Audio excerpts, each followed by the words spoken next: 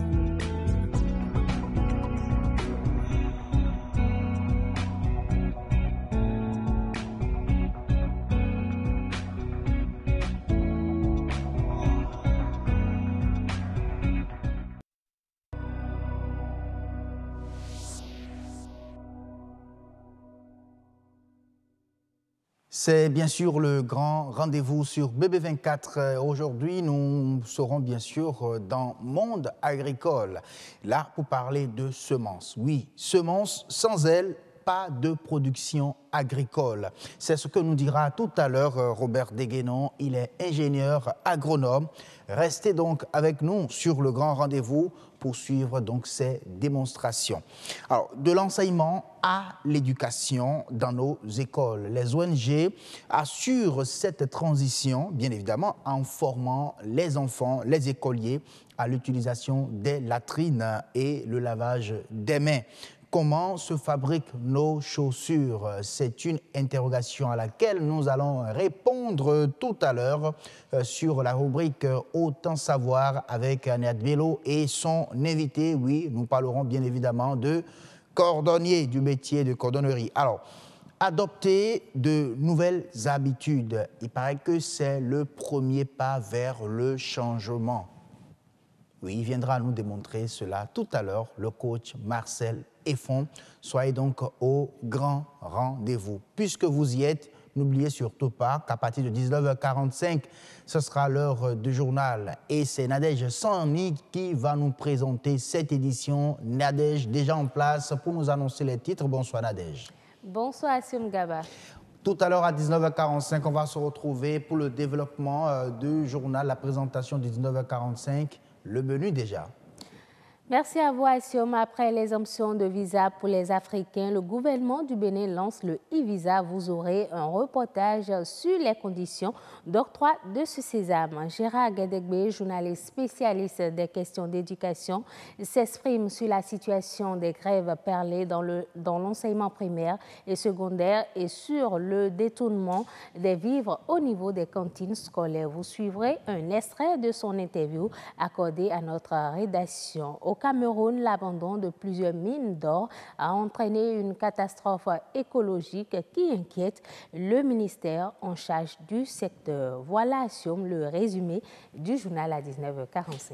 OK, tout à l'heure à 19h45 avec vous, Nadège Sani, pour le développement de toutes ces informations annoncées déjà. Et il faut ajouter déjà que le Parlement béninois a adopté hier, 24 avril 2018, la loi portant régime régime juridique du bail à usage d'habitation domestique en République du Bénin. Alors, une loi qui fixe désormais la caution sur le loyer à 3 mois et pose bien évidemment les conditions juridiques de location et du bail d'immeubles à usage d'habitation. Il faut déjà noter que c'est une loi composée de 5 titres et 90 articles. Cette loi sera bien évidemment détaillée dans les prochaines éditions du Grand Rendez-vous. Ouvrons d'abord les plateaux de ce jour par Monde Agricole.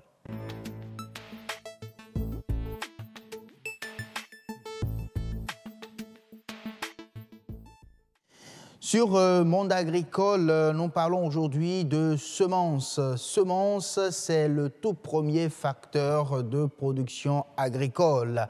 Nous allons suivre les démonstrations et les arguments de M. Robert Deguenon tout à l'heure, juste derrière ce reportage de Thibault. Sans les semences, il n'y a pas les produits à consommer. Premier intrant de la culture, les semences tiennent une place capitale, voire incontournable dans le système agricole. Constituées essentiellement de graines, de bulbes, de tubercules, de noyaux et de pépins, elles sont issues d'une partie de la récolte passée, réservée pour une culture prochaine. C'est nous-mêmes qui produisons, et tels que Grande Morelle et Amarante, et Chayo, que nous appelons basilic, et il y a d'autres que nous-mêmes nous produisons. Aujourd'hui, les moyens d'obtention de la semence divergent selon les cultures. Les autres produits, ça vient de l'Europe, aux Pays-Bas, en France, tels que les laitues, c'est-à-dire les salades, les carottes, un peu de tout. Face à la non-disponibilité de certaines semences au niveau local, les agriculteurs éprouvent certaines difficultés. Difficultés en ce sens que surtout les produits qui viennent de l'Europe. Parce que les méthodes de conservation, des fois, on n'a pas le résultat. Les pépinières que nous faisons, nous n'avons pas les 80% de germination. Il est souhaitable que les chercheurs orientent leurs travaux sur les techniques de production de semences de toutes les plantes cultivées au Bénin, car un pays qui ambitionne l'autosuffisance alimentaire doit pouvoir assurer la production de ces semences. Merci à Thibault Maffon pour ce reportage. Retour en plateau avec M. Robert Deguenon, ingénieur agronome. Bonsoir. Bonsoir, M. Gava. Merci d'accepter notre invitation. Avec vous aujourd'hui, nous parlons semences, c'est vrai. La semaine dernière, j'en avais parlé avec Estelle Pazou, qui a promis nous amener un spécialiste. Vous l'avez fait, merci beaucoup. Enfin, on va voir si tout ce que j'ai dit la dernière fois était vrai. Ah oui. On va vérifier. C'est vrai, c'est vrai. On va effectivement vérifier puisque je l'avais dit que je vais attendre. Je vais écouter un spécialiste sur la question des semences pour voir, pour confirmer ou infirmer vos affirmations. Et je suis sûre que vous allez confirmer. Ah, en tout cas, j'attends de voir, tout comme les téléspectateurs aussi. Allons-y. Alors, M. Robert Deguenon, selon vous, quelle est l'importance de la semence pour l'agriculture? Merci. La semence, avant de répondre à votre question, je dois partir par la définition de ce que c'est que la semence. Une semence est considérée comme un matériel végétal vivant, sélectionné pour être semé et donner un résultat escompté, un résultat voulu. Donc, une semence doit, n'est-ce pas, avoir des caractéristiques données. Une semence est un facteur très important pour l'agriculture, très important. Comme on le disait dans le reportage tout à l'heure, c'est la base même de l'agriculture. Pour faire de la production végétale, il faut vraiment de la bonne semence. Donc, très important, la semence est un facteur très important pour la production végétale. Donc, globalement, sans semences, pas de production. Sans semences, vraiment pas de production, on ne pourra pas vraiment faire de la production. Et il faut faire la différence entre semences et graines. Parce que parfois, bon, j'ai dit, n'est-ce pas, tout à l'heure que la semence, c'est du matériel végétal destiné, sélectionné et destiné à être semé pour obtenir des résultats. La graine est aussi un matériel végétal, mais qu'on peut consommer directement, graine de maïs. La graine de maïs avec laquelle on fait de la pâte. Oui. De la pâte.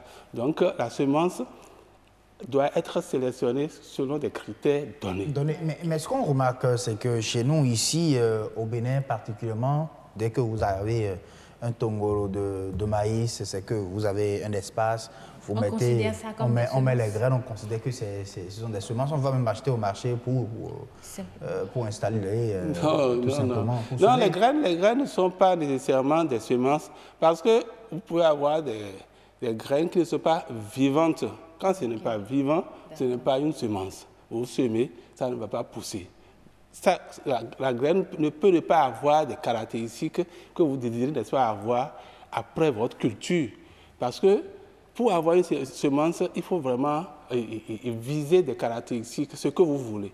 Ça peut être la résistance contre des maladies, la résistance contre des intempéries, beaucoup de trucs que vous visez. Mais si vous n'avez pas ces caractéristiques, que vous mettez un matériel végétal en terre, ça ne donnera pas le résultat que vous voulez. Vous pouvez donner beaucoup d'engrais, vous pouvez protéger la plante contre les maladies. Vous n'aurez pas le résultat. C'est comme un enfant que vous obtenez de quelqu'un qui est malade, qui n'a pas un patrimoine génétique assez important. Donc, vous n'aurez pas le résultat escompté. Alors, ça dit que la sélection consiste donc à donner, à choisir des options par rapport à sa semence. C'est exactement ça. Vous choisissez des options si vous avez des problèmes à régler. Vous choisissez des options par votre sélection.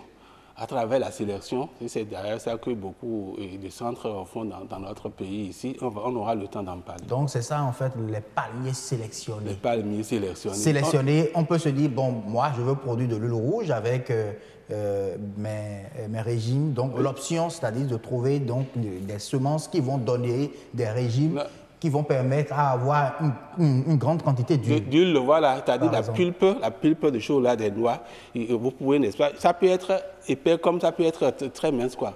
Si vous voulez avoir des noix de palme, n'est-ce pas, vous sélectionnez selon ce que vous voulez faire voilà, à la fin. Okay. Alors, si on s'accorde à dire que sans la semence, il n'y a pas de production agricole, est-ce que quand même chez nous, au Bénin, il existe une filière semencière?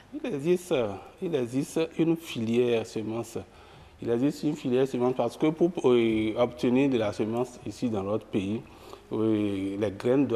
les semences qu'on appelle semences de base doivent provenir, n'est-ce pas, des centres de recherche. Les centres de recherche, c'est eux qui créent des semences de base et qui donnent à des spécialistes, des producteurs de semences qui multiplient selon des conditions bien données pour obtenir les semences qui seront mises à la disposition. Donc, en réalité, tout le monde ne peut pas produire de la semence. Non, n'importe qui ne peut pas produire, comme on le dit tantôt. C'est-à-dire qu'il faudra avoir une formation. D'accord. Une formation, savoir où produire la semence, comment produire. Parce qu'on ne peut pas installer un champ de semences n'importe où. Si vous installez un champ de semences, par exemple, de maïs n'importe où, il aura des pollens d'autres variétés de maïs qui viendront polliniser votre semence, vos plantes, n'est-ce pas? Donc, vous n'aurez pas le résultat que vous voulez. Donc, il y a des critères bien définis pour pouvoir, n'est-ce pas, réaliser. Vous citez quelques critères? Oui, comme je le disais tantôt, il faut être éloigné des autres producteurs de la même chose. Là, il faut avoir une certaine superficie.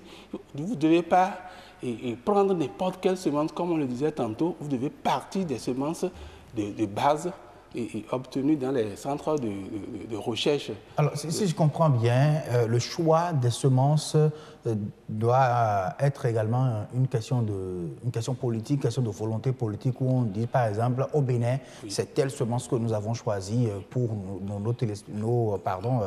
nos producteurs. Oui. C'est ça? Non, exactement ça, c'est ça. C'est-à-dire qu'il faudra que...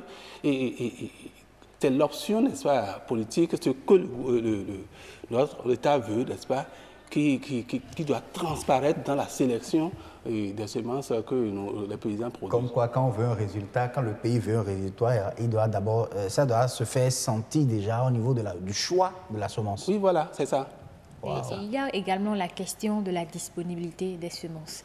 Est-ce que toutes les semences dont nous avons besoin au Bénin sont disponibles au Bénin? Comme le monsieur le disait dans le reportage, il a un instant, nous n'avons pas toutes les semences dont nous avons besoin ici au Bénin. Surtout, bon, même partant des semences de chez nous, le maïs, il n'en a pas assez, les paysans en ont besoin. Cette année en particulier, on n'a pas assez de semences de maïs.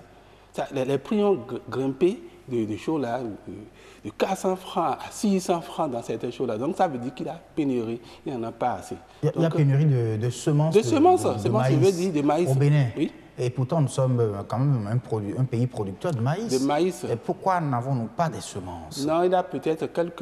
En tout cas, je ne sais pas, cette année particulièrement, mais l'année dernière, il y en avait eu. Mais cette année, j'ai constaté, moi, qu'il n'y en a pas assez. Peut-être ça va venir, mais le temps, ça avance déjà. Nous sommes déjà pratiquement fin avril. On devait déjà pouvoir installer les cultures de maïs, mais il n'y en a pas assez sur le terrain. Et quelles sont les semences que le Bénin doit nécessairement importer? Il y a plusieurs catégories de semences. Les semences pluviales, les semences des vivriers, comme le maïs, la chose là. Et bon, non, nous n'importons pas ça, mais dans les semences des potagers, comme le disait le monsieur dans le reportage tout à l'heure, il a les semences de la carotte, les semences du chou, du poivron, et même du haricot vert, pourquoi pas. Donc, que nous importons. Et parfois, on n'arrive pas à produire ici. Il y a des semences qu'on n'arrive pas à produire dans notre pays ici. Il y a des variétés qu'on n'arrive pas Des variétés, des espèces surtout, je veux dire, voilà. qu'on n'arrive pas à produire. Par exemple, nous prenons la semence de la carotte.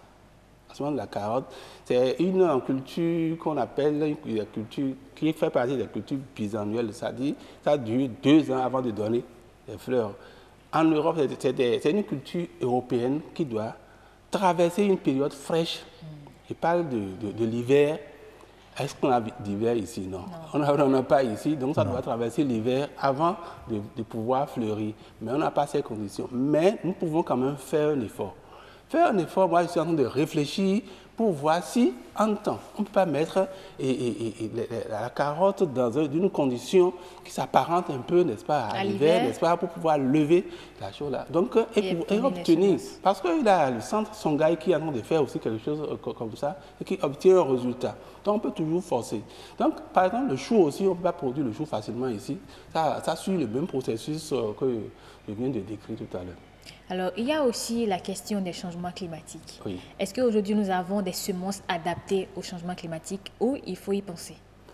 Actuellement, un effort est fait, on est en train de faire. Quand on parle de changement climatique, on parle, n'est-ce pas, de la rareté des pluies, on parle des températures qui s'élèvent, tout ça là. Et parfois même de l'abondance des pluies. L'abondance des pluies, parce que ça arrive quand on n'en a pas besoin, tout ça là. Donc, il faudra sélectionner des semences qui ont des cycles courts, des semences et des variétés actives.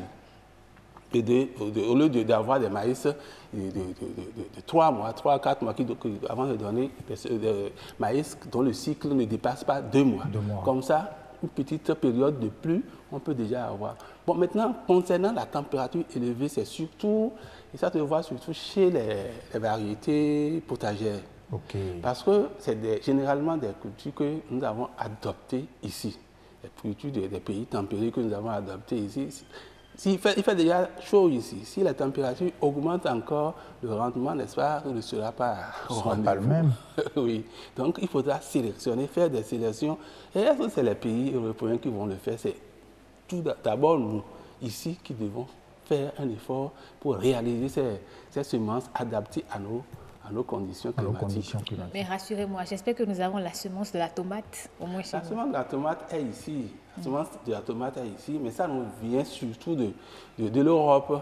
Et quand vous attendez que les autres vous sélectionnent leurs semences, il n'y a pas en tenant compte des conditions que vous avez. Et le Akikonku, on dit que c'est béninois. Akikonku est béninois. Non, ça, c'est notre. Et pour nous, personne ne doit nous prendre ça à la fête. Et ça marche.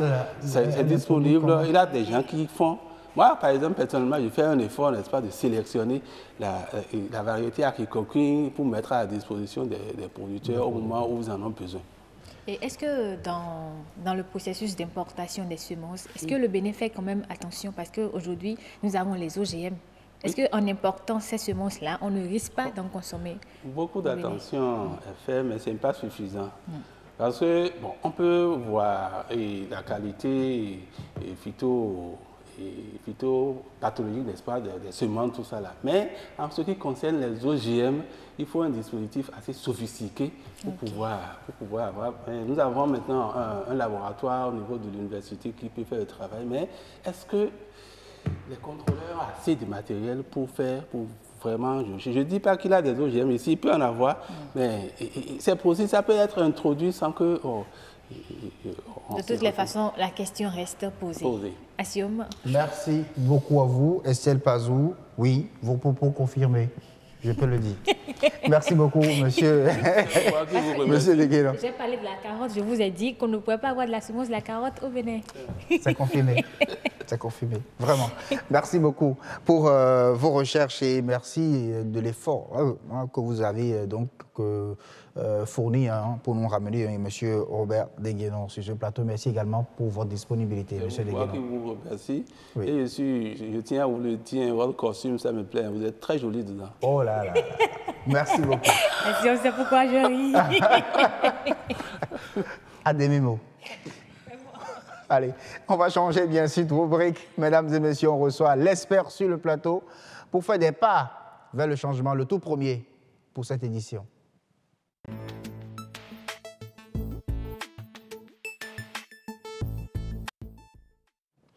La série sur le changement continue, bien évidemment avec le coach Marcel Effon qui a répondu une fois encore, présent au grand rendez-vous. Bonsoir coach. Bonsoir monsieur le journaliste.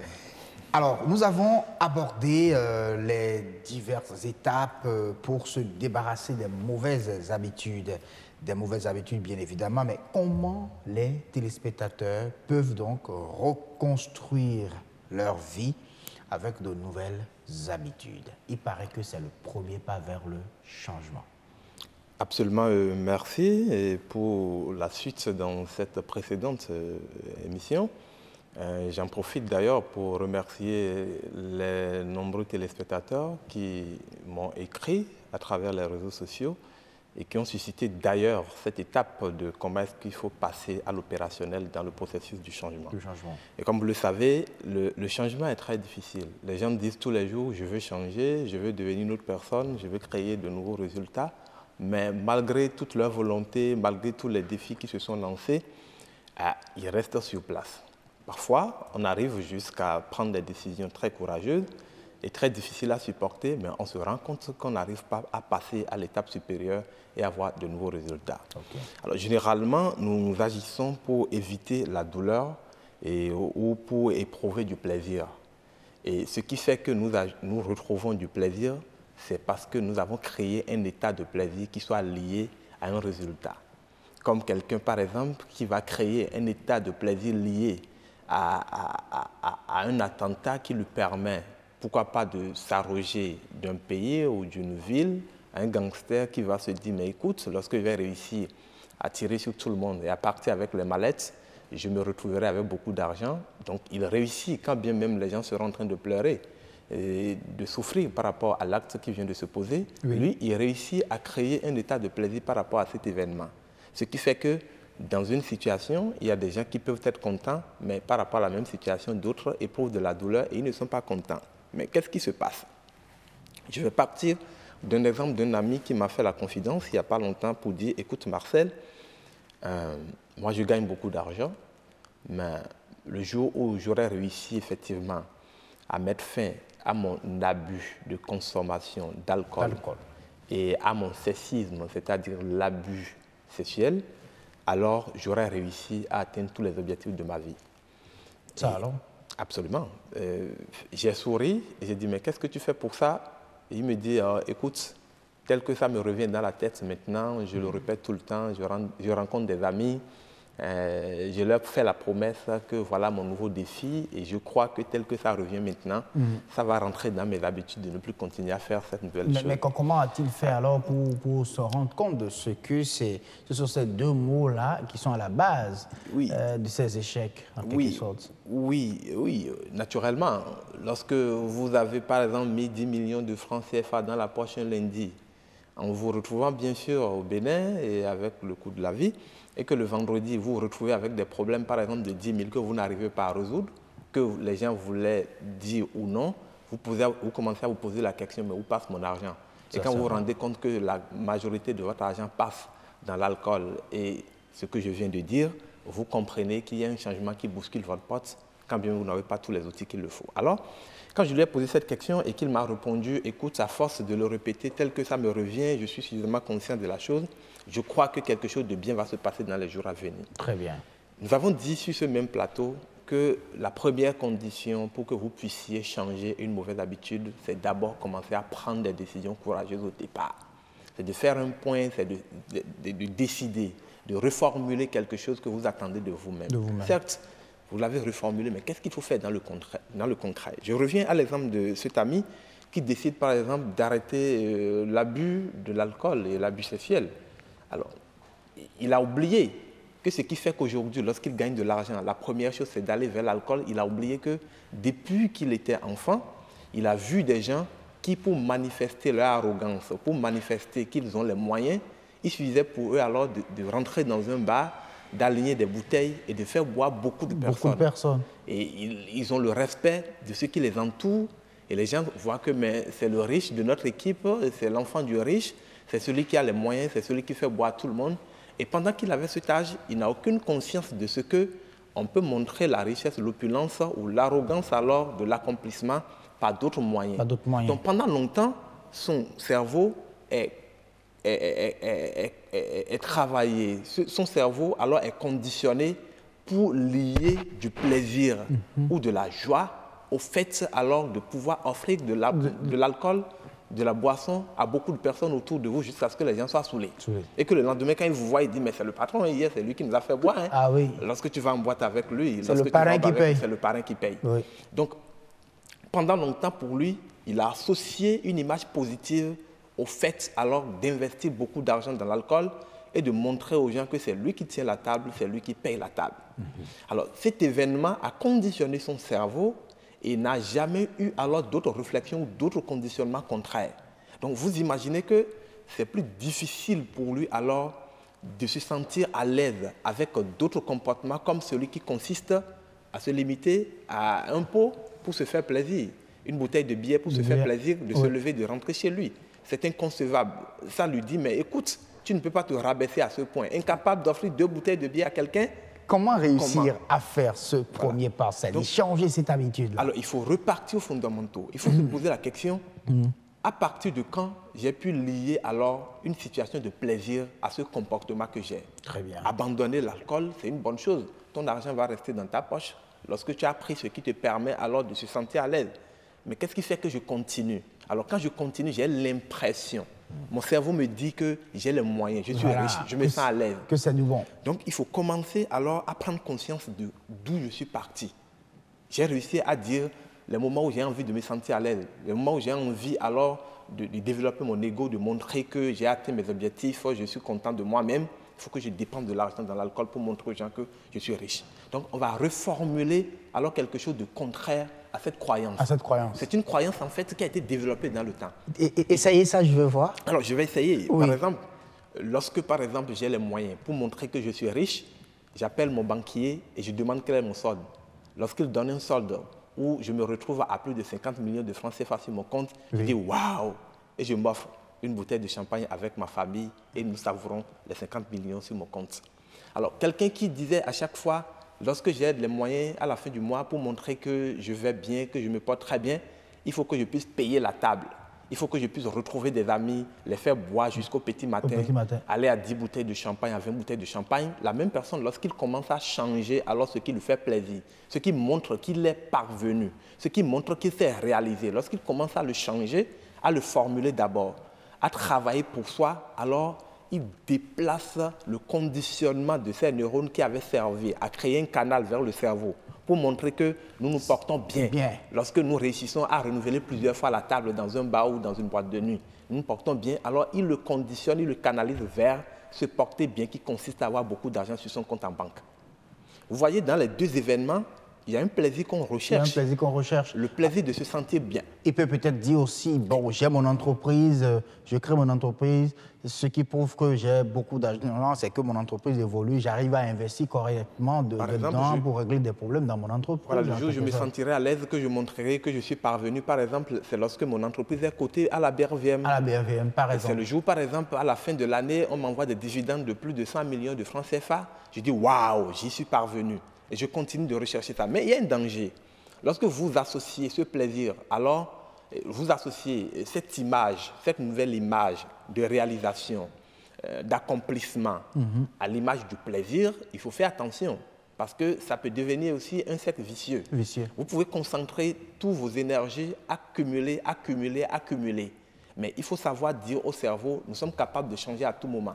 Parce que lorsque vous ne savez pas vous dire bingo, vous ne savez pas vous arrêter, vous ne savez pas faire un point pour dire oui, est-ce que ça a pris? Si ça a pris, alors on passe à une autre étape. Alors vous redevenez la personne esclave de l'argent, comme vous avez été esclave de l'alcool, comme vous avez été esclave du sexe. Okay. J'ai rencontré un ami qui m'a dit, écoute, moi je suis fier de moi, j'ai déjà connu plus de 500 femmes dans ma vie. Je dis, c'est tout? Il dit oui.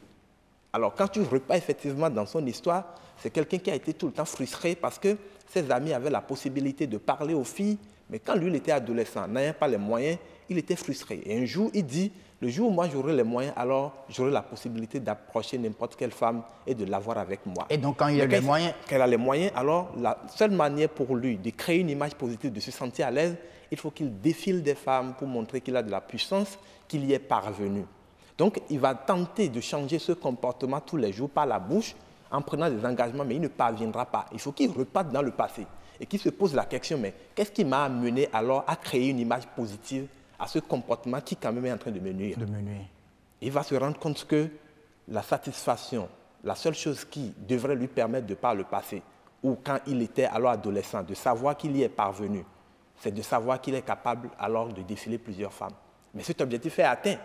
Alors il faut qu'on puisse s'arrêter, qu'on fasse le point, qu'on dise on passe à autre chose. On passe à autre chose. Donc changer d'habitude, on croit que c'est aussi facile. On croit qu'on peut se lever un jour, par exemple, et décider de faire ci ou de ne plus faire ça, et commencer à le faire, mais c'est très faux. Et la chose la plus importante qui est plus ou moins alors le secret pour ceux qui tentent aujourd'hui. Nous sommes à la première étape. Je crois que les prochaines fois, on va passer adoption de nouvelles habitudes. Adoption de nouvelles habitudes en prenant la décision dès le départ. Dès le départ. Donc on n'est qu'à ce niveau. Donc il faut que vous commenciez déjà à travailler sur vos caractères. Il faut que vous commenciez déjà à travailler d'abord sur votre état d'esprit, le conditionnement de votre état d'esprit. Si vous devez sortir de la maison ce matin et vous dites, lorsque je vais réussir par exemple cette belle émission et que mes téléspectateurs vont m'envoyer des bingos par mes réseaux sociaux. Alors quand je vais recevoir 500 bingos, je serai très content. Quand vous allez sortir de la maison, vous allez vous focaliser, vous concentrer alors sur le nombre de bingos que vous allez recevoir à la fin de l'émission. Et dès que vous les aurez reçus, vous vous serez dit, j'y suis parvenu, je serai content. Donc un état d'esprit est créé et qui est lié à cet événement extérieur. Qui viendra le confirmer. Donc le matin, lorsque vous devez sortir, vous devez savoir exactement qu'est-ce qui doit faire votre plaisir aujourd'hui. Vous devez créer de manière virtuelle d'abord, alors les conditions de votre joie et les conditions également alors de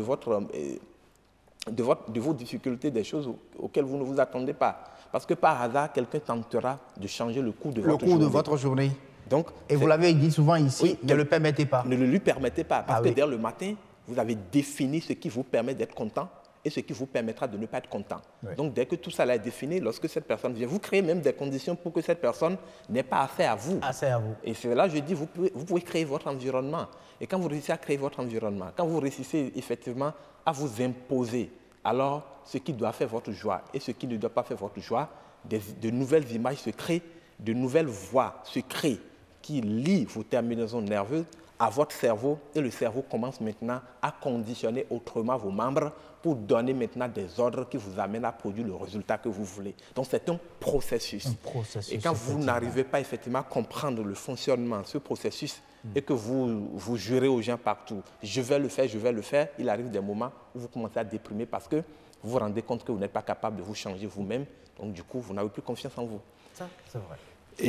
Et il n'y a pas d'autres paramètres extérieurs qui pourraient empêcher cela? Il n'y a que vous, c'est ça? Oui, il y a d'autres paramètres, mais les paramètres qu'il y a qui sont externes à vous, je les appelle des paramètres que vous ne pouvez pas contrôler. OK? Il y a beaucoup d'autres paramètres qui peuvent contribuer. Quelqu'un dira par exemple, quel que soit mon environnement, je ne pourrai pas faire ceci. Alors celui qui focalise l'atteinte de ses objectifs ou son changement sur l'environnement, vous comprenez déjà que lui, il est limité d'office. Parce que l'environnement ne décidera pas de changer le reflet ou le regard qu'il a envers vous. Mais il n'y a que vous qui déciderez de changer comment est-ce que vous vous comportez dans un environnement qui peut-être ne changera pas d'ici 100 ans. Ce qui fera que, dans le même temps où les gens sont en train de crier que ça ne va pas, quelqu'un est en train de jubiler parce que lui, il a changé de comportement et il produit davantage de résultats. C'est ça, je vais en profiter pour les Béninois qui nous suivent en ce moment, qu'il y a un travail à faire. Parce que j'ai entendu beaucoup dire, au Bénin actuellement, il y a beaucoup de réformes qui sont en cours et les gens, beaucoup ne sont pas contents. On va y aller rapidement. On va y aller rapidement. Beaucoup ne sont pas contents. Je crois que dans une situation où vous n'avez pas la possibilité de changer votre interlocuteur, ou de changer comment il se comporte, il faut vous poser la question, comment est-ce que moi, je me comporte, comment est-ce que je fais? Qu'est-ce que, alors, l'élément extérieur à moi m'impose pour que je me sente à l'aise? Ce qui amène les gens maintenant à prendre des décisions. Donc, ceux qui me suivent en ce moment, ils n'ont qu'à comprendre qu'il n'est pas question de continuer à pourchasser les choses hors d'eux, mais ils n'ont qu'à se pourchasser pour dire comment est-ce que je change, comment est-ce que je me transforme, comment est-ce que je me comporte maintenant pour que la vie me soit beaucoup plus facile d'une manière ou d'une autre. Merci beaucoup, coach Marcel Effon. Vous comprenez tout simplement, chers téléspectateurs, que votre développement, c'est vous-même.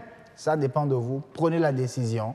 Et je pense qu'avec tous les outils exposés par le coach Marcel Effon, on va y arriver ensemble. C'est un processus. Adopter de nouvelles habitudes. Le prochain, retrouvez le mercredi prochain, certainement, sur le grand rendez-vous avec le coach Marcel Effon. Merci, coach. Merci, c'est nous qui vous remercions. Merci aux téléspectateurs qui nous ont suivis. Allez, merci. La suite du grand rendez-vous, cette fois-ci, on va se retrouver dans notre centre de santé, si vous voulez, en question. Là, nous allons parler de comment est-ce qu'il faut former les écoliers, bien évidemment, à de nouvelles habitudes, toujours en parlant, bien sûr, d'utilisation des latrines et puis lavage des mains. C'est hygiène et assainissement sur Nature et Bien-être.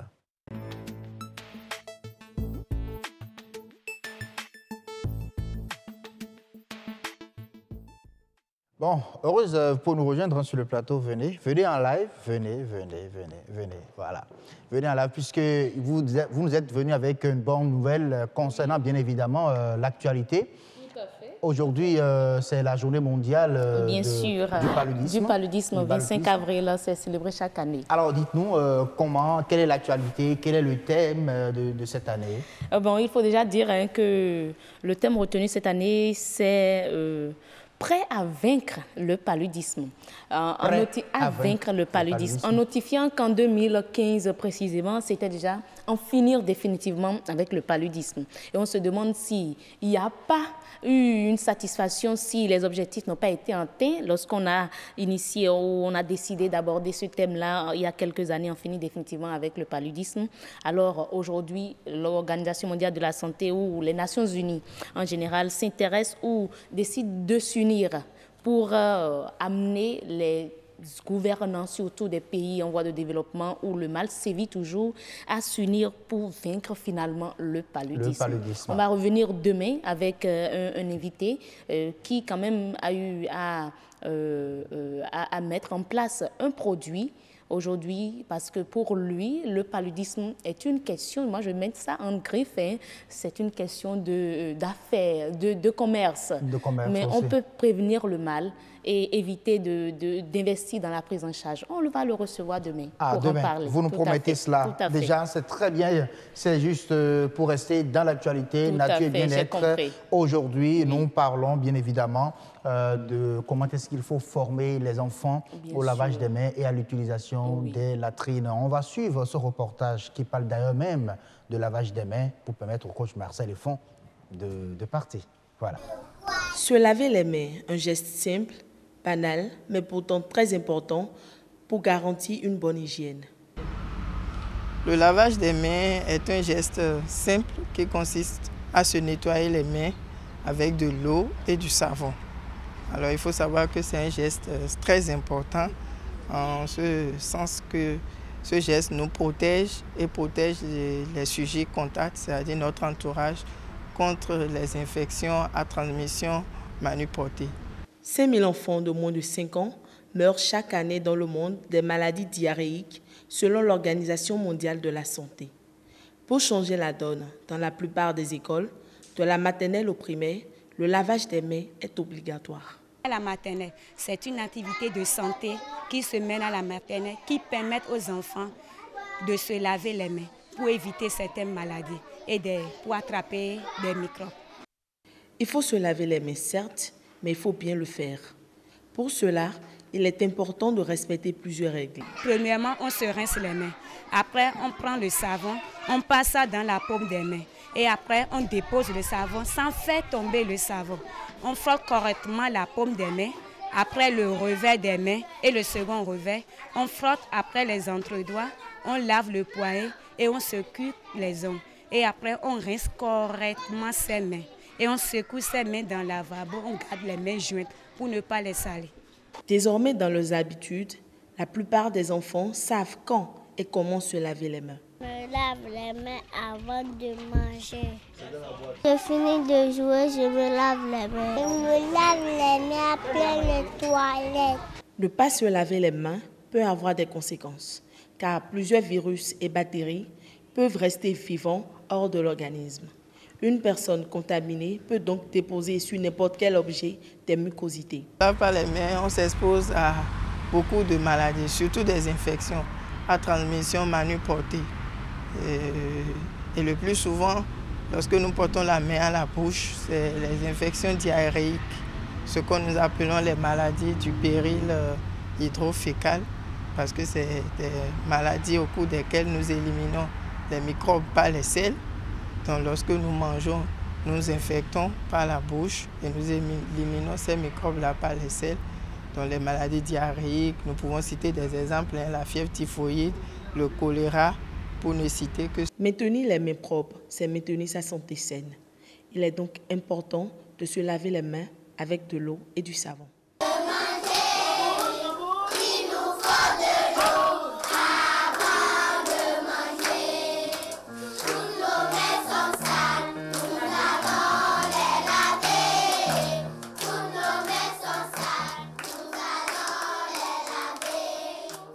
Toutes nos mains sont sales, nous allons les laver. Toutes nos mains sont sales, nous allons les laver. Super, j'aime quand les enfants chantent, c'est super bien d'éduquer à travers la musique, à travers la chanson. Tout à fait. Ça, on garde Il faut ça saluer très, les très enseignants, bien super, sûr. Les enseignants, je vous salue.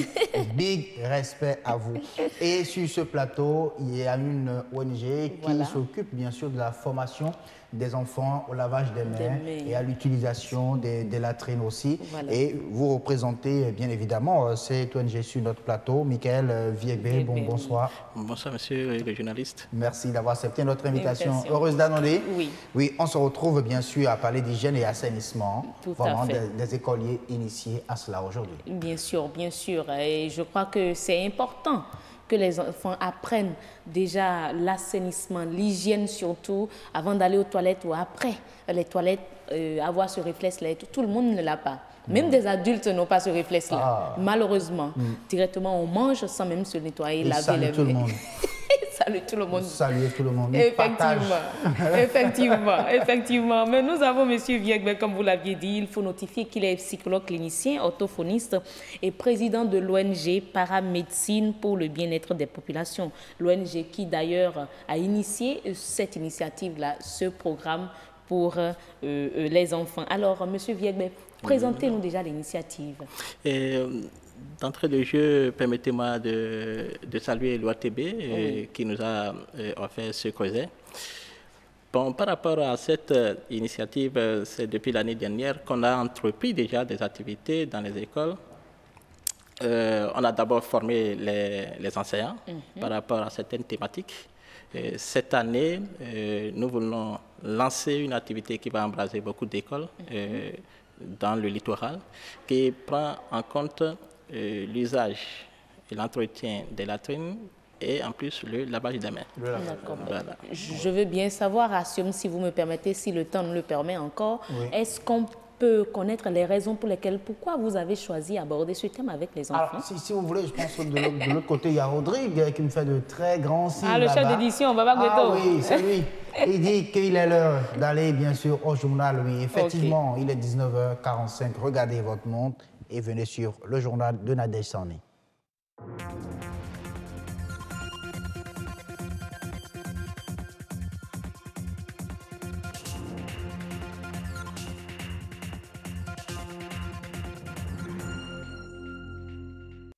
Bonsoir à tous, bienvenue dans ce journal. Le Bénin se met au pas de la révolution numérique dans tous les secteurs. Désormais, plus besoin de se déplacer pour avoir son visa lorsqu'on est hors du territoire national. Un seul clic et ce précieux sésame vous sera établi en ligne.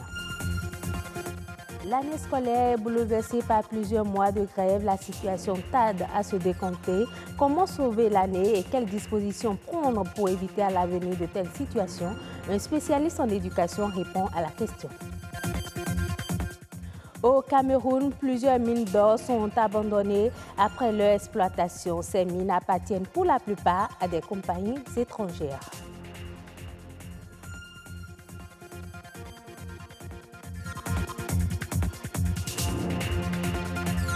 La communauté internationale célèbre ce jour la journée mondiale de lutte contre le paludisme.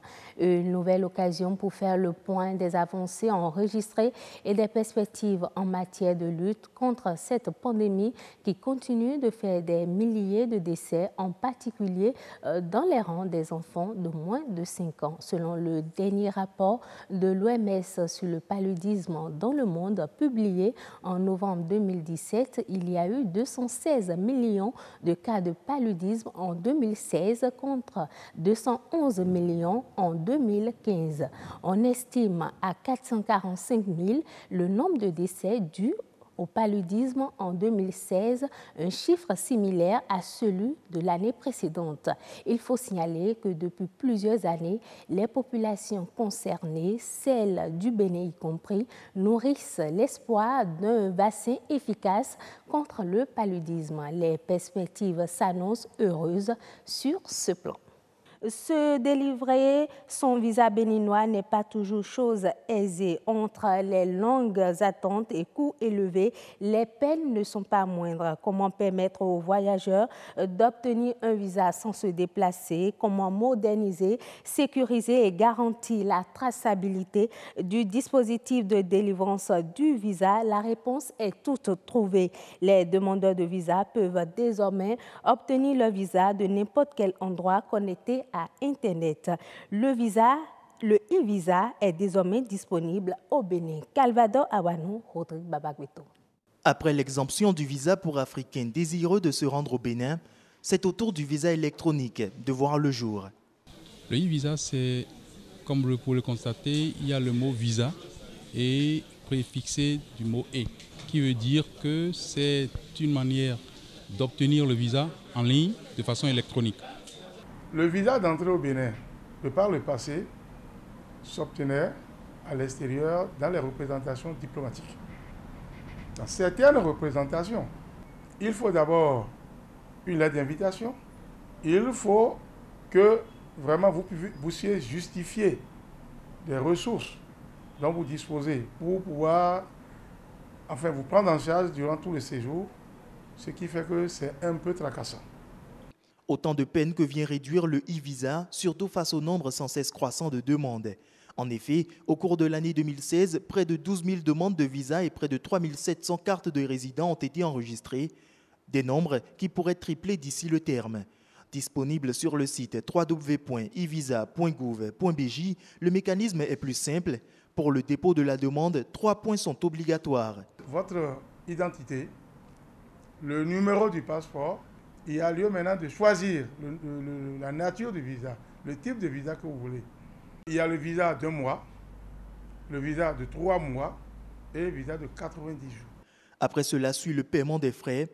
Près de 33 000 francs CFA pour un séjour d'1 mois avec une entrée et sortie. 50 000 francs CFA environ pour un séjour d'1 mois à plusieurs entrées et sorties. Et près de 65 000 francs CFA pour un séjour de 90 jours. Ces étapes remplies, le visa est prêt. Pas de souci à se faire pour la sécurité. Les visas sont délivrés de façon automatique, mais avec un niveau de sécurité qui permet un contrôle automatique de toute demande par rapport à une liste tenue par Interpol et par la police républicaine. C'est une plateforme qui a été testée, dont on a éprouvé le niveau de sécurité, de résilience, de résistance aux attaques et de disponibilité. À peine lancé ce 23 avril, il suscite déjà l'enthousiasme de la population. Je dois avouer que c'était quelque chose que nous attendions déjà depuis un moment pour faciliter l'entrée et la sortie du Bénin. Si on veut attirer du tourisme, comme c'est le but, c'est quelque chose qui est indiscutablement une très bonne chose à avoir implémenté à ce moment-ci. La direction de l'immigration et l'immigration a déjà enregistré 12 demandes. Ça, c'est le premier visa que nous avons enregistré hier et qui est déjà délivré. Il y a dans plusieurs pays où l'ambassade de Bénin n'est pas présente. Ce qu'il faut faire en ce moment, il faut se déplacer dans des pays franchement impossibles avant de le retrouver. Mais aujourd'hui, vous pouvez le retrouver n'importe où dans le monde. Cela voudrait dire que nous allons bientôt avoir assez. Pourquoi pas, comme dit le président du groupe de CTM, on va avoir les touristes par millions au Bénin. Le Bénin, qui veut devenir une terre d'attractivité économique, devient ainsi le 14e pays d'Afrique ayant opté pour le visa électronique. Depuis près de 4 mois, une grève secoue et paralyse le système éducatif béninois. Nous sommes actuellement à moins de 2 mois de la date initialement prévue pour les examens nationaux, mais les cours n'ont toujours pas repris ou ont repris timidement par endroits. Pendant ce temps, 17 directeurs ont été relevés de leurs fonctions pour mauvaise gestion des cantines scolaires. Nous avons recueilli pour vous l'avis d'un journaliste spécialiste des questions d'éducation. Je vous propose d'écouter Gérard Guédegbe sur les propos recueillis par Océane Amoussou et Tine Bouraïmo. L'impact qu'a les grèves, je veux dire cette cessation d'activité pédagogique sur les apprenants, pour moi, devrait être l'élément clé qui devrait permettre aux acteurs de prendre conscience et de dire maintenant, il faut qu'on arrête quelque part. Mais après avoir dit ça, je ne perds pas de vue le fait que chacune des parties en présence a une responsabilité. Donc il faut essayer peut-être de voir comment est-ce qu'on assure au mieux chacun nos responsabilités, c'est-à-dire que le gouvernement prend des engagements et que aussi les partenaires sociaux prennent des engagements pour qu'à la fin, on puisse permettre à ces enfants de faire ce pourquoi ils sont disponibles et pour lesquels nous ne leur offrons pas encore les conditions. Pour le temps perdu, il est difficile de le rattraper.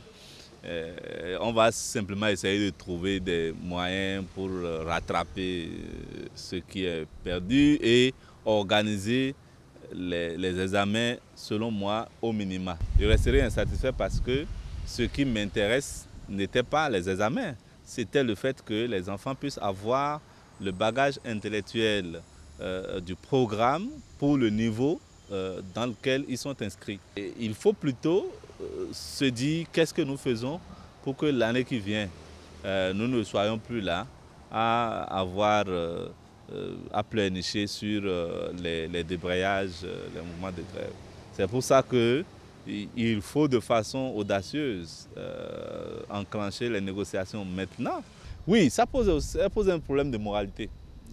Que l'enseignant soit amené à détourner des vivres destinés aux enfants. L'argument qui a été évoqué comme élément défaillant, c'est le fait que les enseignants sont capables de modifier les statistiques.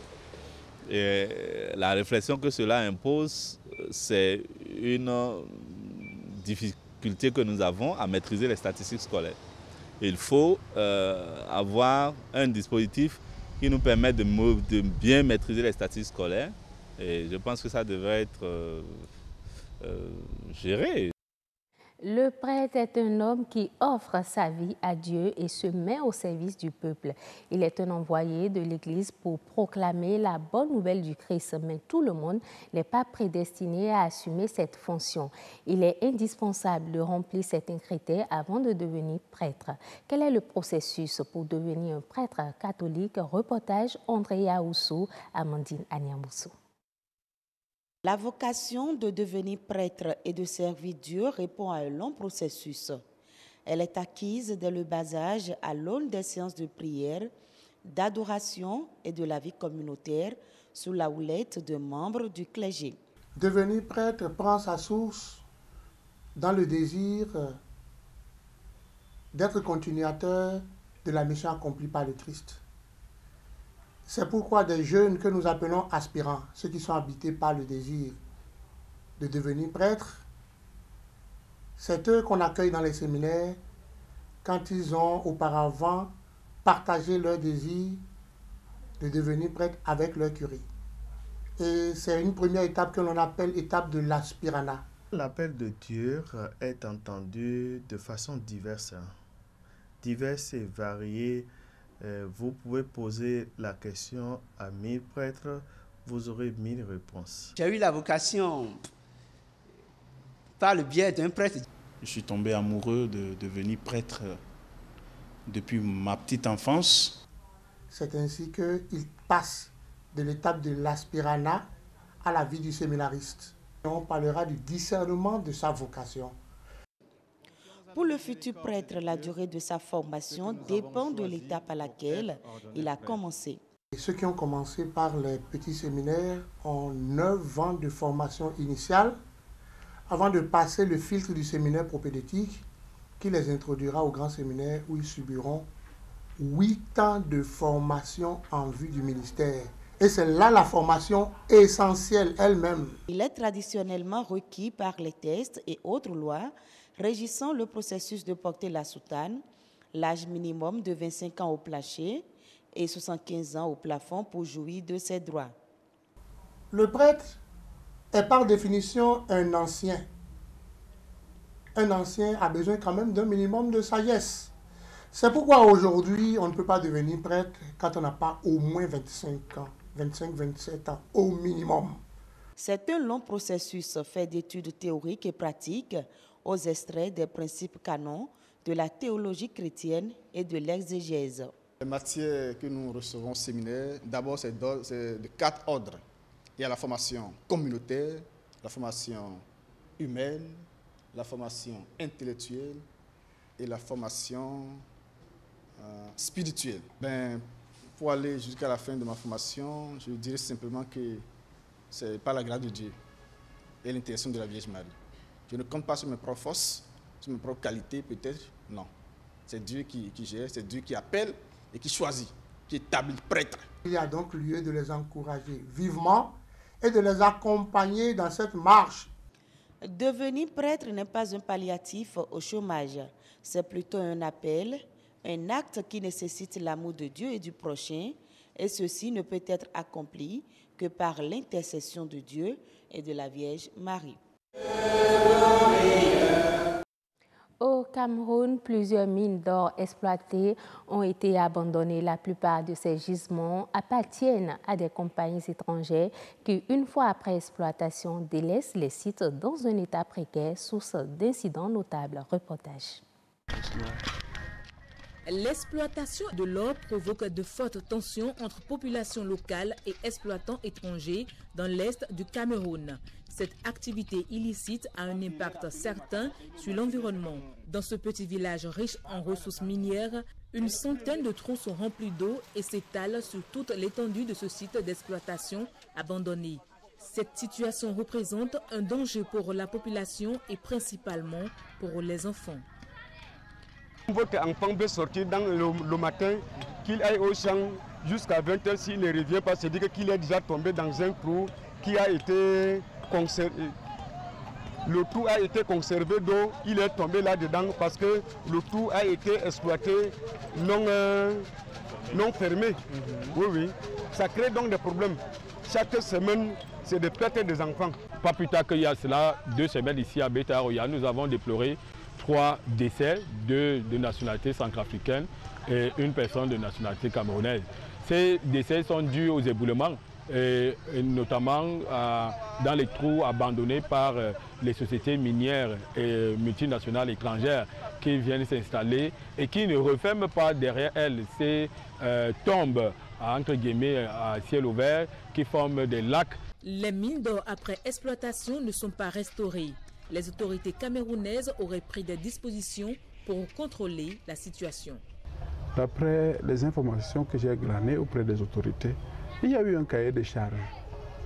Il y a eu un cahier de charges qui avait été attribué aux exploitants miniers qui devaient, après exploitation, refermer les trous pour préserver au moins l'environnement et permettre à ce que d'autres activités soient effectuées à long terme dans cet environnement. Désastre écologique, lac de mort, c'est le résultat des mines d'or abandonnées dans l'est du Cameroun. Selon les autorités camerounaises, des réformes ont été engagées pour encadrer légalement l'exploitation des mines d'or pour la protection de l'environnement et aussi pour la sécurité des populations. Et ce sera tout pour cette édition. Merci de votre fidélité. À demain. À demain donc, Nadège Sani pour le journal, une autre édition. Bien évidemment, on revient en plateau avec vous, chers téléspectateurs, avec M.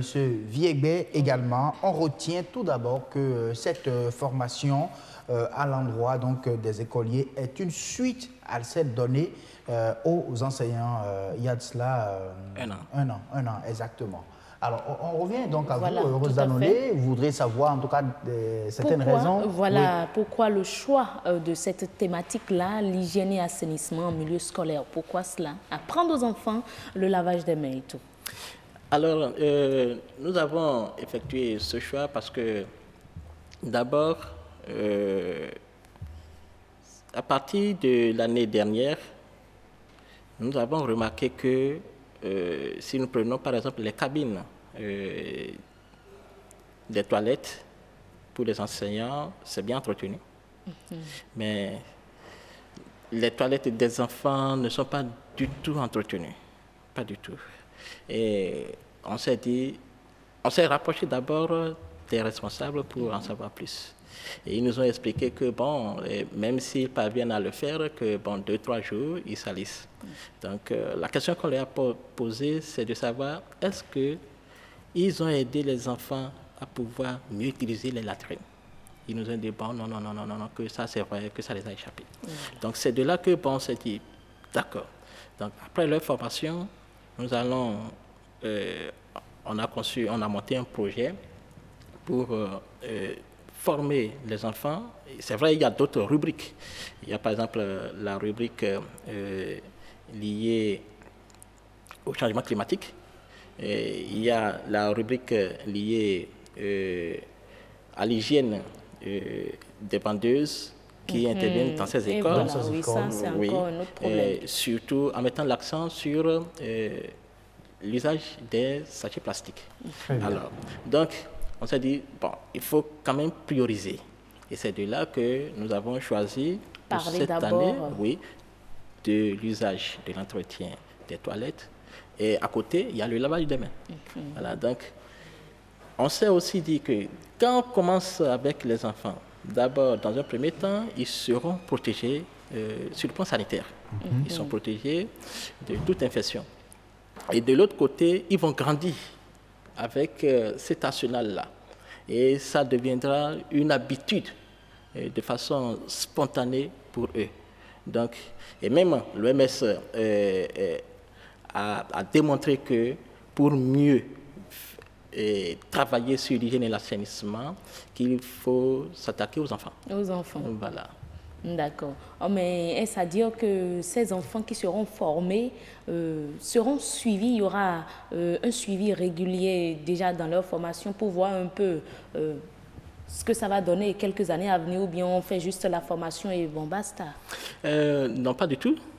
Et selon le chronogramme qu'on a établi dans ce projet-là, c'est que les enfants de niveau C2, CM1, CM2 seront pris en compte. Et là, dans chaque école, nous allons installer des clubs d'hygiène et d'assainissement. Et quand je prends le niveau C2, par exemple, il y aura 3 clubs. Et à l'intérieur de chaque club, il y aura 12 enfants. 12 enfants. Et ces 12 enfants seront répartis en 3 groupes.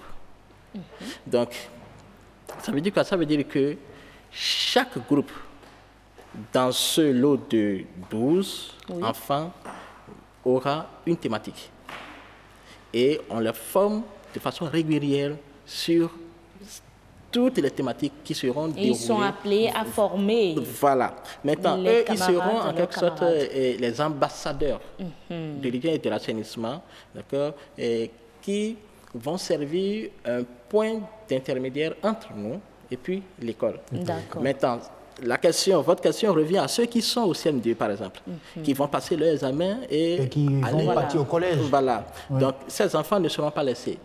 Nous aurons un répertoire pour pouvoir mieux les suivre et les repêcher au collège. Au collège. Pour qu'ils puissent installer d'autres clubs dans leur... Oui, dans leur collège. Dans leur collège aussi. Donc, c'est un projet qui va vraiment durer dans le temps. Et le projet, là, déjà, va démarrer dans quelle école? Il y a l'école qui a été la première, c'est-à-dire l'école la plus propre. À l'issue de... il y a une école dénommée la plus propre à Cotonou, ici. Et dans le 13e arrondissement. Dans le 13e arrondissement. 13e arrondissement. C'est quelle école? C'est une école publique, non? Oui, une école publique. L'école de Voilà.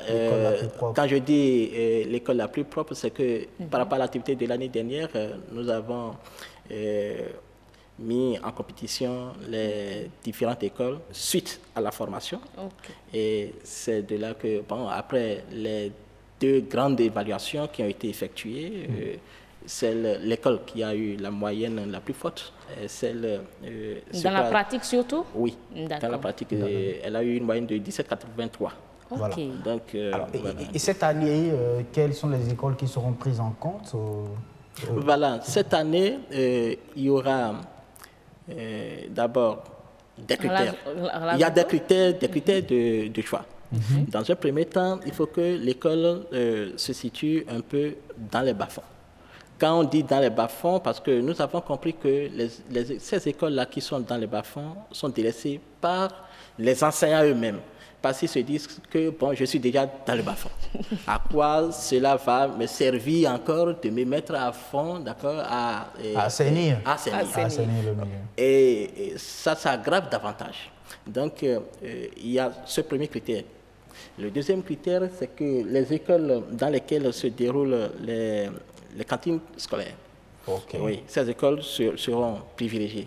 Donc ça fait partie des critères de choix. Des critères de choix. Voilà. Donc nous allons démarrer à partir du département de littoral et puis évoluer progressivement. Progressivement vers les autres départements. Et ça commence quand exactement, cette formation? Demain, à partir de 9h, dans l'école primaire publique Razonto, nous allons lancer les activités. Les activités là-bas. Oui, on va lancer et puis ça va continuer. Ça va continuer tout simplement. Donc, ça dit que les élèves, les écoliers qui seront formés seront chargés de l'assainissement, de l'entretien de cette toilette, c'est ça?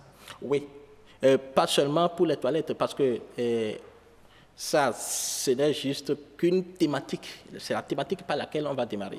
Mais la suite de la formation, il y aura d'autres thématiques. Il fallait le changement climatique. Voilà, donc il y aura d'autres. Il y a d'autres thématiques que vous aurez donc à développer. À développer. Et le projet même, c'est pour combien de temps? Le projet va s'étendre sur 3 ans. Franchement, ce qui nous casse un peu la tête, c'est que d'abord, nous l'avons déposé à différents endroits, c'est-à-dire au niveau de différentes structures et puis instituts. On n'a pas encore eu de Est-ce que vous avez l'accompagnement du Bénin, du ministère de la Santé? Au ministère de la Santé, nous avons déposé ce projet-là au service de l'hygiène et de l'assainissement. Et de l'assainissement.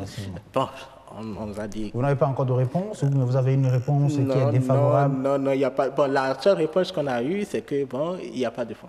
Il n'y a pas de fonds pour ça. C'est la seule réponse que nous avons eue pour le moment. C'est dommage, c'est malheureux pour une initiative du genre, quand même. Parce qu'il faut... Les fonds, c'est pour payer les formateurs, c'est ça? Ou le déplacement? C'est quoi? Vous voulez faire quoi avec les sous exactement? Ça va servir à faire quoi? Bien, les sous, ce n'est pas pour nous-mêmes, non. C'est pour pouvoir étendre l'activité dans les autres départements.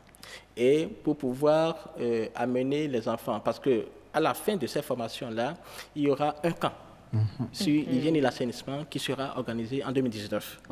Donc, il faut d'abord bien armer les enfants pour pouvoir vraiment réussir ce camp. Donc, c'est surtout pour ça. Ces fonds seront déroulés sur toutes les activités. Voilà. Mais qui sont ces acteurs-là? Qui sont ceux qui vont former ces enfants-là? Ont-ils le profil? Voilà, on est en collaboration avec la coordination du littoral en matière d'hygiène et d'assainissement. Donc, elle nous vient en aide par rapport à la mise en place des documents pour la formation. Et puis, bon, nous-mêmes, nous avons été outillés pour ça. Oui, on a été outillés. Il y a les enseignants, par exemple, qui ont été formés l'année passée. Eux, ils seront plus les relais. Les relais, d'accord. Merci beaucoup. Merci, monsieur Viegbe. Oui, merci Heureuse. Je comprends tout simplement que c'est un projet à soutenir vraiment, vivement. Il faut que, les autorités à divers niveaux réagissent pour accompagner, bien évidemment, ce genre de projet. Il y a aussi des organisations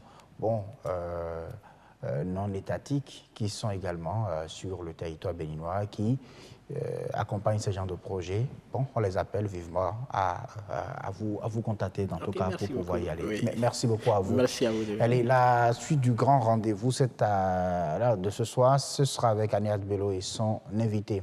On va se saucher. Oui, on va se chausser. Voilà, et non se saucher. Voilà. Oui, c'est un exercice de diction, vous comprenez. Donc ça va se passer tout à l'heure, puisqu'on parlera de cordonnerie, c'est autant savoir.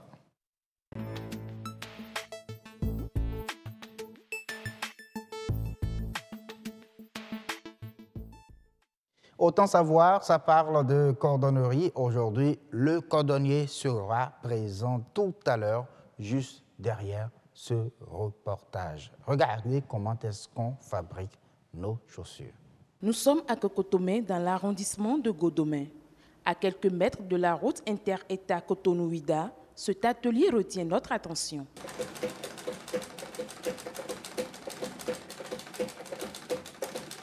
Au premier regard, on dirait un couturier sur sa machine. Mais non, nous sommes plutôt dans un atelier de cordonnerie. Au départ, les cordonniers travaillaient les cordes pour fabriquer des souliers. Mais aujourd'hui, le métier a évolué. La cordonnerie, c'est la fabrication, la réparation des chaussures, ceintures et sacs. Pour fabriquer une chaussure, on a premièrement besoin du patron, le modèle que vous voulez fabriquer. Après ça, il y a la matière cuir. Ici, nous avons du cuir marron. Après le cuir, vous avez la semelle. Ici, c'est la semelle. Ici, vous avez le cuir, un autre cuir qui n'est pas du vrai cuir. On met ça à l'intérieur. Vous avez le chiffon. Pour fabriquer une chaussure, on a forcément besoin de la colle. De la commande d'une paire de chaussures à la confection, le processus est bien connu. Il faut d'abord couper, tracer la semelle, le carton, le chiffon, et puis bourrer l'intérieur. Et après ça, je coupe la semelle et la garniture autour. Donc quand tu as ceci, maintenant tu peux monter l'empeigne là-dessus. C'est ça qui forme la chaussure. Avec 2 heures de temps, vous pouvez fabriquer une chaussure. Ça peut être simple. Quand il s'agit de babouche ou bien une chaussure fermée, là, ça prend beaucoup plus de temps. La mode vestimentaire évolue, la clientèle devient exigeante. Mais la non-disponibilité de la matière première pose problème. Les difficultés liées au métier de la cordonnerie au Bénin sont surtout les matières premières qui nous coûtent un peu cher. Parce que vu le coût des matières premières et le prix de vente, vraiment c'est ça qui pose un peu de problème. Le marché de consommation n'est pas des meilleurs. Les chaussures importées livre une concurrence qui ne dit pas son nom à celle fabriquée par les cordonniers. Il y a certains qui connaissent la qualité. Quand on dit que c'est les cordonniers qui l'ont fabriqué, ils savent en même temps que ça, c'est la qualité, c'est de la matière pure. Mais d'autres, avec les chaussures qui viennent sur le marché, c'est un peu difficile. En dépit de toutes ces difficultés rencontrées, le métier de cordonnerie nourrit son homme. En attendant un jour d'arriver à s'imposer sur le marché, Tigba Hilaire continue de satisfaire ses clients avec l'espoir d'un avenir dans le métier. Et on le retrouve en plateau pour plus de détails. Tigba Hilaire, bonsoir. Bonsoir, monsieur. Merci d'accepter notre invitation. Merci. Alors, on vous retrouve également, Agnès Bello. Assem Gaba, tout le plaisir est pour moi. Mesdames et messieurs, bonsoir chez vous. Vous avez évoqué la question de cordonnier hier et ça m'a rappelé ce proverbe, le cordonnier qui se sauche... Qui se chausse mal. Voilà, non, mais vous avez la chance, je ne sais pas si le réalisateur, du moins notre réalisatrice du jour, oui. Christelle Sabouan, que je salue au passage, pourra zoomer sur notre cordonnier. Il est très bien chaussé. Très bien chaussé. Oui, il est très bien chaussé. Alors là, c'est l'exception qui fait la règle. On verra si on peut voir son pied, sinon il est bien chaussé. Ah, il n'est pas venu pieds nus sur ce plateau. Il est bien chaussé, ça se voit déjà sur le plateau. D'accord. Alors, on en parle aujourd'hui. Oui, on en parle parce que pendant longtemps, on pensait que nous ne portions que des chaussures qui nous venaient d'ailleurs. Or, nous avons quand même des cordonniers qui sont de plus en plus des spécialistes qui fabriquent des chaussures made in Benin. Donc aujourd'hui, c'est possible de porter en chaussures du made in Benin. Donc nous allons nous intéresser un peu à comment sont fabriquées ces chaussures-là. Moi, on aura... les chaussures du cordonnier. Oui, les chaussures du cordonnier. C'est lui-même qui les a fait. C'est pour vous dire, si vous en voulez, vous pouvez avoir des chaussures comme ça made in Benin. Wow. Il est très bien chaussé, le super, en tout cas. Joli. Comment on appelle ça déjà? Ça, c'est une chaussure paix basse. Chaussure paix basse. D'accord. D'accord. Et ça vous a pris combien de jours de fabrication? Non, au plus de 2 jours. Au plus de jours? Oui. D'accord. Et dans quelle matière? Le cuir, comme vous l'avez dit, c'est toujours le cuir? Oui, c'est toujours en cuir. OK. Et j'en viens donc à cette question-là. Comment vous trouvez les intrants? Les intrants, la plupart des intrants viennent du Nigeria. Du Nigeria? Oui, on s'approvisionne chez les bonnes dames. Chez les bonnes dames. Oui. Et en termes de coût, d'accessibilité, est-ce que c'est toujours disponible? Est-ce que vous en avez suffisamment pour tous ceux qui sont demandeurs? Ou il y a des périodes où vous n'avez pas assez d'intrants? Non, pour la disponibilité, disons qu'il y en a sur le marché, seulement que c'est le coût qui est un peu élevé. Le coût? Oui, le coût. D'accord. Oui. Ça agit sur le coût de revient? Oui, ça agit un peu sur le coût de revient. Ok, d'accord. Revenons un peu, quels sont les prix que vous pratiquez? Nous avons quand même la chance d'avoir 3 paires de chaussures là, sur ce plateau. Approximativement, quel est le coût pour pouvoir avoir ces chaussures? Le coût pour avoir ces chaussures, ça dépend aussi. Vous pouvez garder la chaussure en main, oui, quand vous la montrer à votre caméra, oui. Oui, quand vous avez une chaussure comme ça, c'est pas aussi si cher. Avec 5 000, vous pouvez vous en procurer. Mais quand le modèle est un peu compliqué, ça va jusqu'à 6 000, 7 000, 8 000, parfois 10 000. D'accord. Et quand c'est des chaussures fermées? Quand c'est des chaussures fermées, c'est jusqu'à 25 000, 30 000, 40 000. D'accord. Qu'en est-il de la formation? Vous recevez la formation, je pense quand même qu'il faut avoir pas seulement de l'adresse, mais il faut être formé pour pouvoir faire ce genre de chaussures. Oui, il faut être vraiment formé. Pour la formation, au plus avec 2 ans, 2 ans et demi, vous pouvez être formé pour pouvoir fabriquer les chaussures. D'accord. Quelles sont les difficultés alors que vous rencontrez en tant que cordonnier? On rappelle quand même que vous étiez dans un autre métier au départ, avant de vous recycler en cordonnerie. Oui. Bon, les difficultés sont nombreuses. Premièrement, nous avons la concurrence qui est sur le marché. Il y a plusieurs chaussures qui viennent de la Chine, du Nigeria. C'est une concurrence. Et aussi le coût des matières premières. Parce que les matières premières ici au Bénin nous reviennent un peu cher. Donc c'est ce qui agit sur le prix de vente de ces chaussures-là. D'accord, mais est-ce que vous ne vous êtes pas intéressé en termes d'association à je ne sais pas, à une source d'approvisionnement qui soit vraiment au Bénin? Peut-être que ça pourra limiter les coûts si dorénavant on a du cuir disponible ici. Est-ce que c'est possible? Bon, ce serait possible. Il y a certaines associations cordonniers déjà au Bénin, mais disons que c'est pas, ils ne sont pas en grand nombre. En grand nombre. Ça peut réduire le coût des matières premières, seulement que s'il y avait les moyens, et les cordonniers même peuvent se déplacer, aller au Nigeria, à la source pour s'approvisionner, là le coût serait un peu bas. D'accord. Donc pour l'instant, problème d'accessibilité de la matière première. Oui, Maintenant, oui. vous ne faites des chaussures qu'en cuir. Il n'y a pas d'autres matières qui peuvent être utilisées, des matières peut-être qu'on peut trouver sur le territoire national. Oui, ben, d'autres matières pour pouvoir fabriquer les chaussures peut-être en tissu. Puis quand il y a les fêtes, il y a des gens qui viennent pour les fêtes de Sarwekwe, les gens amènent leur pagne. Là, avec le pagne, les gens peuvent fabriquer une chaussure. Tu choisis le modèle que tu veux et on te fabrique une chaussure. Donc vous fabriquez ça d'abord en cuir et puis vous mettez le pagne pour décorer, c'est ça? Ah, oui. En fait, on fait le tout ensemble. Hein. On découpe le pagne et on découpe le modèle et puis après on double et on monte. C'est pas qu'on fabrique la chaussure et après on met le pagne là-dessus. Le pagne là-dessus. Donc c'est dans la coupe déjà même que vous insérez déjà le pagne. Ah, oui. Et pour les femmes, il y a d'autres qui amènent des chaussures fermées. Ils disent il faut mettre le pagne là-dessus. Là aussi, c'est un autre cas. Oui. D'accord. Alors, pendant longtemps, on a pensé que les cordonniers ne s'intéressaient qu'aux chaussures. Or, le cordonnier, c'est aussi des ceintures, c'est aussi des sacs. Oui. Est-ce qu'au Bénin, les cordonniers que vous êtes et que vous représentez sur ce plateau, vous arrivez à fabriquer également autre chose que des chaussures? Oui. Plein d'autres choses. Hein. À part les chaussures, les cordonniers fabriquent les sacs. Sacs pour dames, pour hommes, les ceintures, des bracelets en cuir. Vous en fabriquez également au Bénin, ici, les ceintures? Oui.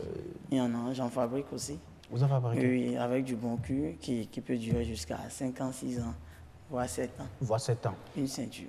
OK. Alors, en matière d'entretien de chaussures, est-ce que le cordonnier s'en occupe aussi? Oui, les cordonniers s'en occupent, mais seulement que les clients que nous avons pensent qu'avec les cordonniers, c'est un peu cher. Parce qu'il y a les shoemakers qui sont déjà sur le terrain. Qui sont aussi cordonniers? Oui, ils sont aussi cordonniers, mais qui n'arrivent pas à confectionner les chaussures. Ils ne confectionnent pas? Non. Ils les réparent. Ils font seulement la réparation. Oui. Donc, quand les clients viennent et puis vous leur proposez, vous leur dites le prix, ils disent que c'est cher parce que les shoemakers, avec 100 francs, ils peuvent déjà coller une chaussure. Mais avec le cordonnier, on ne peut pas prendre 100 francs, 200 pour mais dites-moi, est-ce que... Mais est-ce que c'est le même service que vous proposez? C'est le même service. Si c'est le même service, et en termes de coût, on pourrait comprendre que peut-être le rapport qualité-prix, mais je suppose qu'un cordonnier ne va pas juste se contenter de coller, il va tout faire pour que cette chaussure-là puisse ressembler presque à du neuf et que la personne qui est venue vers vous soit satisfaite. Oui. Apparemment, vous avez un parent cordonnier, je ne sais pas. Exactement. Vous savez, nous les femmes et nos chaussures, les cordonniers sont nos amis. Vous ne les réparez pas, hein? Ne me dites pas ça. Les femmes n'aiment pas réparer les chaussures. Non, parfois on les répare. Elles en achètent. Non, mais il y a des chaussures auxquelles on tient particulièrement et qu'on n'a pas envie de perdre. Soit c'est un souvenir, soit c'est la matière, soit c'est la forme. Donc on veut qu'elle nous soit restaurée et là on ne peut compter qu'avec un cordonnier. Si une femme porte une chaussure trop, là, c'est maximum 3-4 mois. Elle a déjà oublié ça. Assion Gaba, toutes les femmes ne sont pas comme ça. Mais les hommes, nous, on peut garder même une chaussure un an, ben, ça ne nous dit rien. Ah, donc vous êtes plus les amis des cordonniers que les femmes? Oui, on est plus les amis des cordonniers que des femmes. N'est-ce pas? Oui, c'est exactement. Ça revient à une autre question. Dans votre clientèle, répondez sur ce plateau parce que votre clientèle est là et vous suit. Hein. Vous avez plus de femmes que d'hommes ou plus d'hommes que de femmes? Non, sincèrement, j'ai plus d'hommes que de femmes. Parce qu'il y a le marché, les Chinois polluent le marché avec leurs chaussures. Les dames préfèrent beaucoup plus les chaussures chinoises parce que ça coûte moins cher. Quand une femme vient pour commander une chaussure, c'est pour dire 1000 francs, 1500, alors qu'avec les hommes, c'est pas comme ça. Donc on a beaucoup plus d'hommes que de femmes. Que de femmes. Assion Gaba, sur ce coup, vous nous avez battu à plat de couture. Bien. Les chaussures pour hommes coûtent plus cher que les chaussures pour femmes. Donc ça dépend de la chaussure. Hein. Ça dépend de la chaussure, parce que les femmes aussi misent gros sur les chaussures. Il y a des chaussures pour femmes qui coûtent 1 million, non? Non. Pour hommes qui Bien coûtent sûr 1 qu'il y en a. Bien sûr qu'il y a des chaussures. J'ai pas encore vu. Je promets alors sur ce plateau, mesdames et messieurs, de vous montrer les chaussures de femmes qui coûtent plus de 1 million. Puisque vous n'en avez pas connaissance, on va vous faire découvrir. Oh, on verra bien. Alors, monsieur Elentikwa, je parlais tantôt de votre conversion parce que vous étiez dans un autre métier au départ. Qu'est-ce qui vous a incité à venir à la cordonnerie? Oui, au fait, quand on parle de la cordonnerie, pour moi, c'est une passion. Je dirais un don, parce que j'étais enseignant. J'ai fait l'université d'Abou-Makalavi avec la licence en géographie. Mais vu comment j'avais un ami cordonnier qui fabriquait les chaussures, vu ma passion pour la chose, bon, après 4 ans d'enseignement, Vous avez raccroché? Oui, j'ai raccroché. La cordonnerie qui fait raccrocher un enseignant, carrément, je me dis, donc ça paie mieux la cordonnerie que l'enseignement. Oui, ça paie mieux si vraiment tu prends soin, tu fais ça correctement et puis les gens apprécient la qualité de ce que tu fais. Là, tu auras de la clientèle. Je pense qu'il y a aussi la passion qui joue beaucoup. Vous devriez adorer, créer, tout oui, ça. Oui. Quelqu'un qui est imaginatif. Vous voulez défendre les enseignants qui sont mieux payés que les cordonniers, c'est ça? Achim Gaba, on ne fera pas le débat. Puisque vous parlez de passion, on ne va pas comparer leur salaire et leur rendement. Ce qui est sûr, là, nous avons un enseignant reconverti en cordonnier. Oui. La chose ne court pas à les rues. C'est sûr que le métier de cordonnerie a un attrait particulier. En tout cas, ne vous étonnez pas un jour de me voir sur un chantier en train de comme maçon, je trouve que ça paye mieux aussi. Achim Gaba, ce qui est sûr, la caméra sera là pour filmer et nous allons tenir informer les fidèles téléspectateurs. En tout cas, l'artisanat paie beaucoup plus que le monde des salariés, il paraît. En tout cas, vous le dites en connaissance de cause, Achim Bien évidemment. Gaba. Vous êtes notre spécialiste artisan. Et ça, c'est vrai. Merci beaucoup à vous, Monsieur Tikwa. C'était un plaisir, sincèrement, d'être venu, de vous avoir sur ce plateau sur Autant Savoir.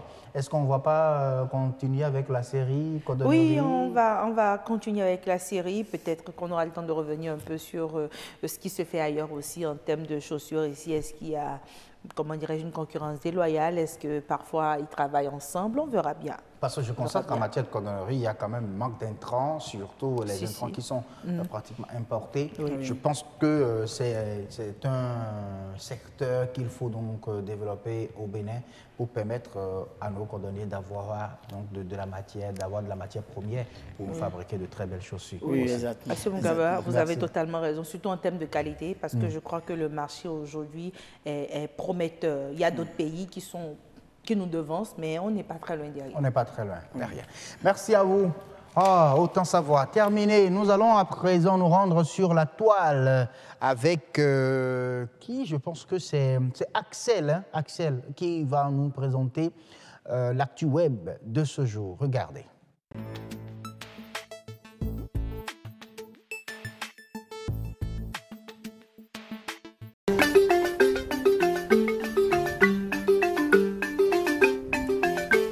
Fidèles amis de l'actualité en ligne, bonsoir et bienvenue à vous.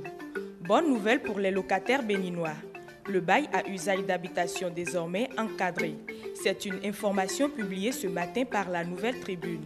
C'est suite à l'introduction de 2 propositions de loi, l'une relative à la réglementation du bail à usage d'habitation en République du Bénin, introduite par l'honorable Antoine Kolaolé Idi du groupe parlementaire Union fait la Nation, et signée de 16 députés, et l'autre concernant la réglementation des cautions et avances sur loyer des immeubles à usage d'habitation en République du Bénin, introduite par l'honorable Ake Natondé.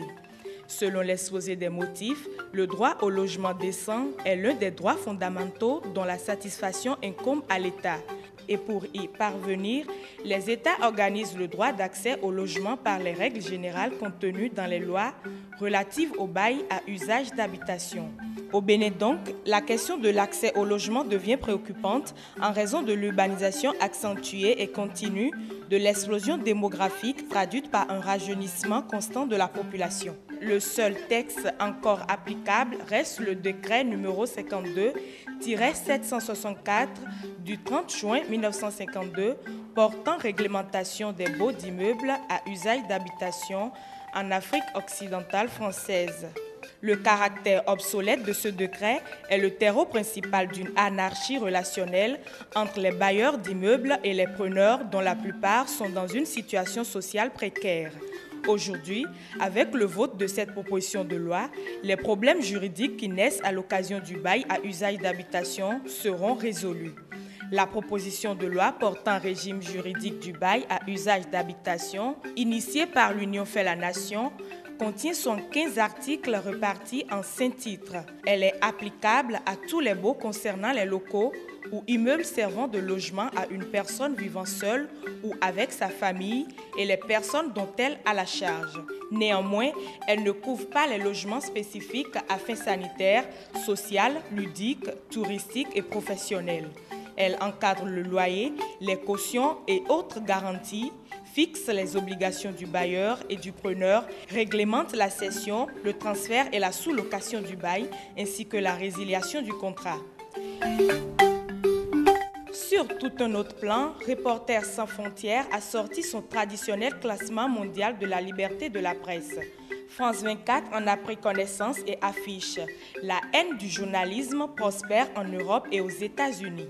Le Bénin a occupé la 84e position selon le classement, alors qu'en 2017, il était à la 78e position. 21 pays sont désormais placés en situation très grave, un niveau record, l'Irak ayant rejoint cette année cette catégorie où figurent des régimes autoritaires comme l'Égypte, la Chine ou la Corée du Nord, toujours en 180e et la dernière position. 4 des plus forts reculs enregistrés cette année concernent des pays européens. La République tchèque, dont le président Miloš Zeman s'est présenté lors d'une conférence de presse avec une Kalachnikov factice portant l'inscription pour les journalistes, dégringole de 11 places à la 34e. La Slovaquie, où l'ex-premier ministre Robert Fico a traité les journalistes de sales prostituées anti-slovaques et simples hyènes idiotes. Malte, où une journaliste anticorruption a été assassinée, chute de 18 places au 65e rang, et la Serbie en paie 10 et occupe la 77e place. Une note sportive avant de mettre un terme à cette revue sur le web. Ligue des champions. 2 buts superbes et 2 passes décisives pour Mohamed Salah en demi-finale, aller de la Ligue des champions Liverpool-Roma ce 24 avril. L'Égyptien, une nouvelle fois, marche sur l'eau cette saison, selon RFI. Et dire qu'en juillet 2017, le propriétaire de Liverpool se demandait si Mohamed Salah n'avait pas été acheté trop cher. Aujourd'hui, plus personne ne s'inquiète. Au contraire, recruter l'Égyptien pour seulement 42 millions d'euros ressemble à une affaire, tant le joueur fait sensation depuis son arrivée sur les bords de la Mersey. Ce n'est pas l'AS Roma qui dira le contraire, encore plus après la prestation géniale de son ancien joueur ce mardi 24 avril. Opposé à son ancienne équipe, dont il a porté le maillot pendant 2 saisons de haute volée, l'Égyptien a été sans pitié, mais pas sans cœur, parce qu'il est respectueux de ses anciennes couleurs et parce qu'il sait que les supporters de la Roma l'aimaient beaucoup, il n'a pas fêté ses buts. Pourtant, quel chef-d'œuvre encore! C'est la première fois dans l'histoire de la Ligue des Champions que 3 joueurs d'une même équipe marquent plus de 8 buts, chacun 8 pour Mané, 10 pour Salah et 10 pour Firmino. Dans ce trident, l'astre le plus brillant vient d'Égypte. Les chiffres renversants ne font pas tout. Chez Mohamed Salah, il y a aussi ses buts géniaux et cette impression qu'en ce moment, rien ne semble en mesure de l'arrêter. Alors, une nouvelle fois, on se pose la question, mais jusqu'où ira ce phénomène? C'est tout pour cette actualité sur la toile. Merci pour votre attention et à demain pour d'autres informations.